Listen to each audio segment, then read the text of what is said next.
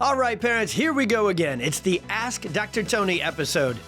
This is the Experience Miracles podcast, and I'm your host, Dr. Tony Ebel, an expert in pediatrics, neurodevelopmental disorders, and drug-free, nervous system-focused healthcare. On this weekly episode, I'll be addressing the top questions on every parent's mind. If there's one thing we love and welcome, it's parents who never stop learning, asking the hard questions, and advocating for your kiddos like none other. So get ready for some real talk, real-life clinical and parenting experience, and real easy to understand answers that will help your family take action and get to that next level of health and healing. You ask, I answer. Let's dive into today's episode.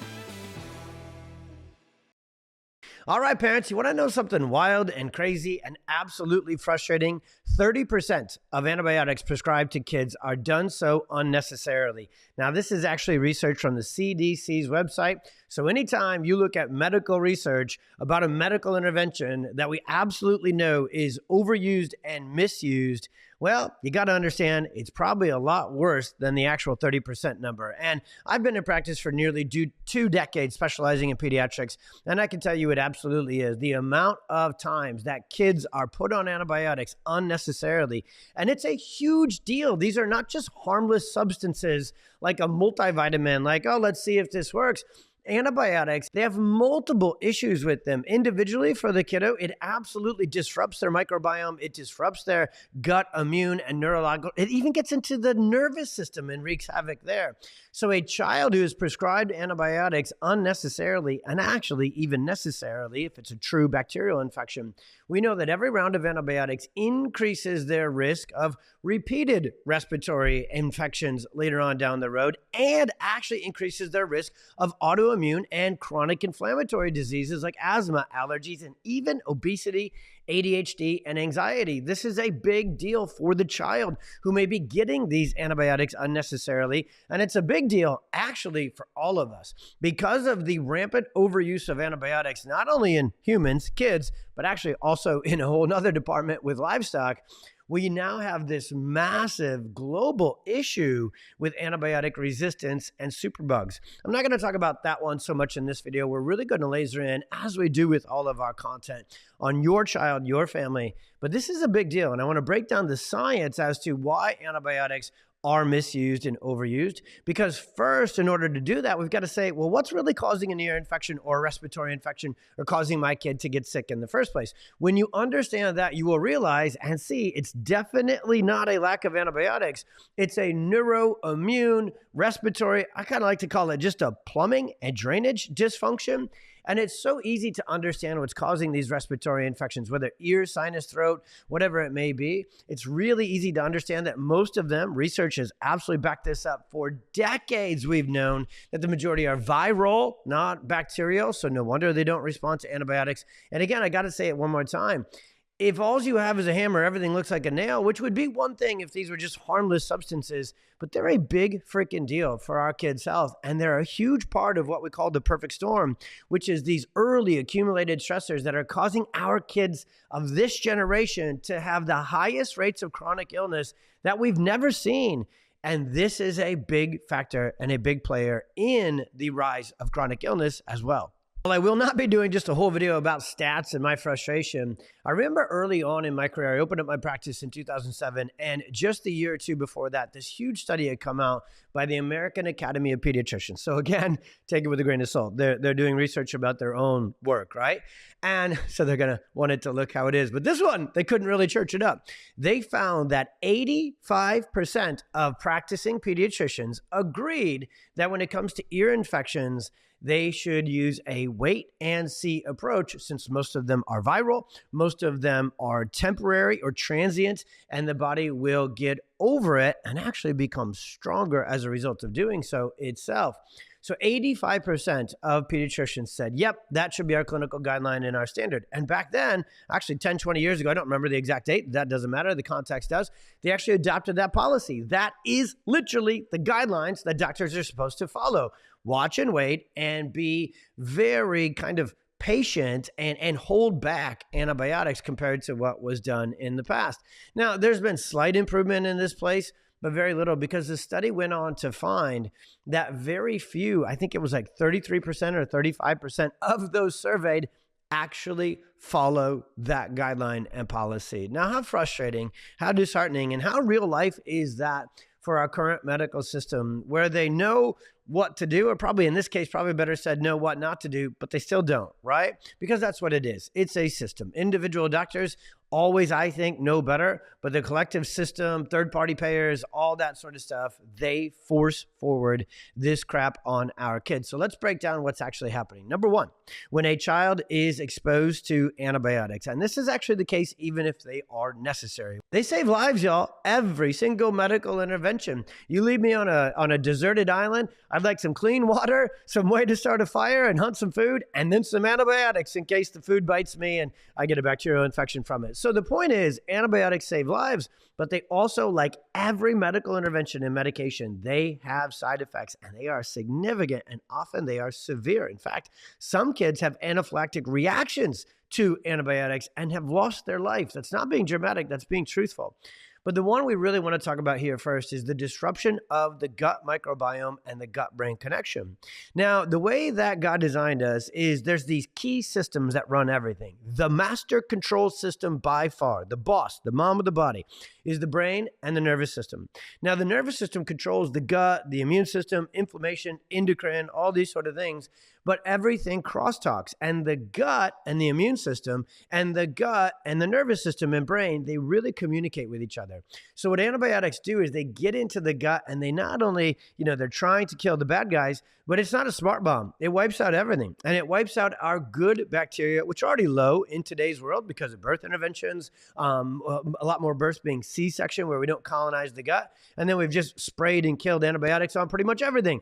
And so this is a big deal. Our kids already have compromised guts, and antibiotics get in there, disrupt the microbiome, and create what's called dysbiosis even more so. Now, this is strongly linked to everything from neurological conditions like autism, ADHD, and anxiety, but it's extra clearly linked to autoimmune conditions like allergies, asthma, obesity, PANDAS, PANS, and those sort of things.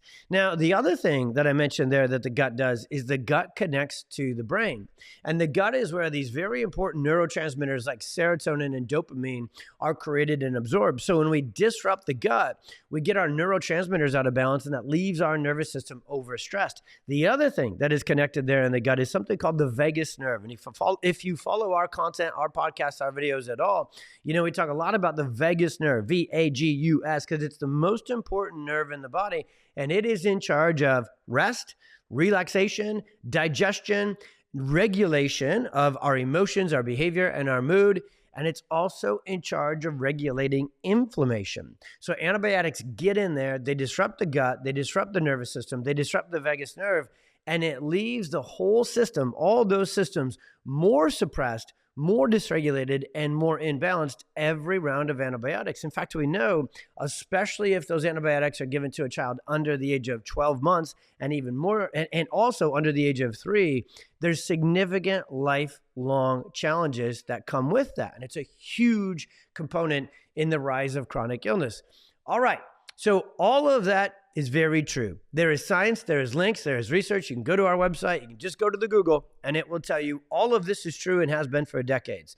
We've known this. We've known that ear infections, sinus infections, respiratory infections are viral. We've known that we're overusing antibiotics and misusing antibiotics, and we've known that they create chronic health issues for that child and big issues of superbugs and antibiotic resistance for all of us. So what can we do different? You can take a path of care that addresses the root cause of these respiratory infections head on.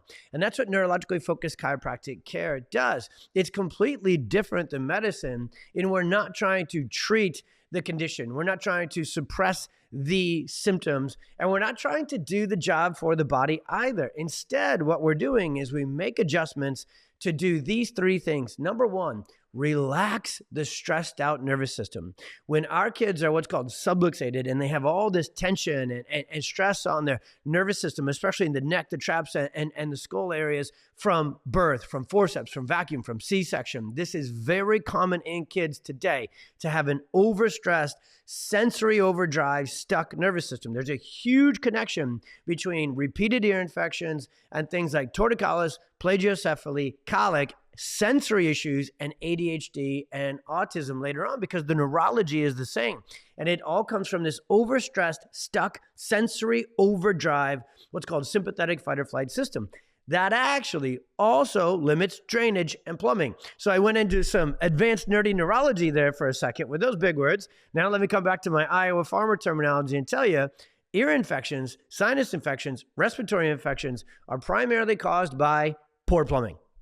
The way God designed us is when these nerves are working right, then the muscles and the joints work right, and they move the eustachian tubes, they move the sinuses, they move our lymphatics, and they move our respiratory system. And all of this crud, whether it's a seasonal change or a little sister who brought home this bug and brought home this virus, when it gets in, it's supposed to get trapped in that mucus and in that lymphatic system, that plumbing, if you will, that fluid, if you will. And it's a brilliant, simple, also intricate design that we then drain that stuff from our ears, nose, throat, respiratory, lymphatic system into the stomach and into the gut. Remember that guy? And as long as the gut is working okay, and it's got probiotics, which are the good guys that kill the bad guys, and all sorts of other defense mechanisms of our immune system is inside the gut.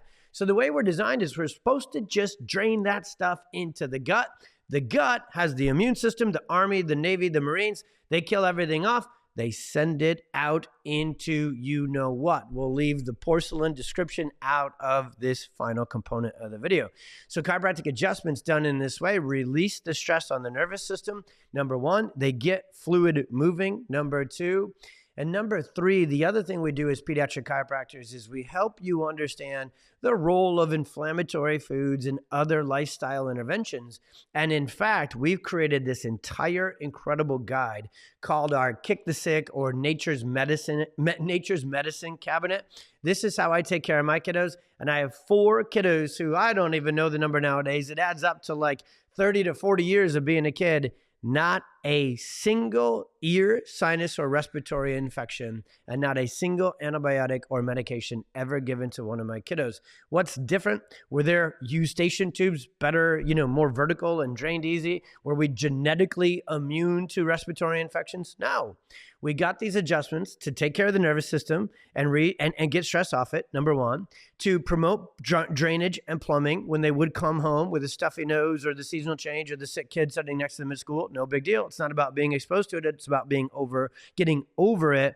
And then number 3, we live healthy. Thanks for tuning in with this one. Please share it. If you know a family right now whose little one continues to struggle with ear and respiratory infections and they're put on multiple rounds of antibiotics, and maybe now you really know after this video about how big of a deal that is, please share this video with other parents. Please share it in Facebook groups. I know y'all got your crunchy granola moms of your community, your county, your region Facebook group that you're in. Pop this video and our resources in there because it's a real big deal that we stop overusing and misusing antibiotics in kids, because it doesn't even help them get over that viral infection in the first place, but it does lead to chronic long-term health consequences that are really not good. And we need to address all of this by sending families in a different direction, a completely different direction, the conventional pediatrician, urgent care, or immediate care. Thank you for tuning in. Thank you for sharing. See you on the next one.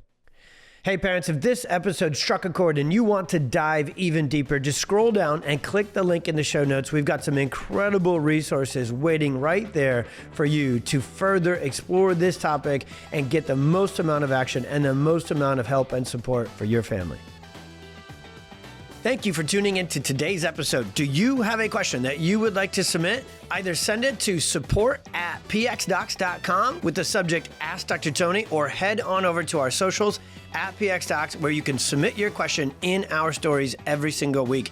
Every kid counts and every family counts, so let's leave no questions left unanswered. If you loved this episode and you want to help us reach more kids, we would so appreciate if you left a review and a rating on your favorite platform. God bless. Be well. We'll see you on the next one.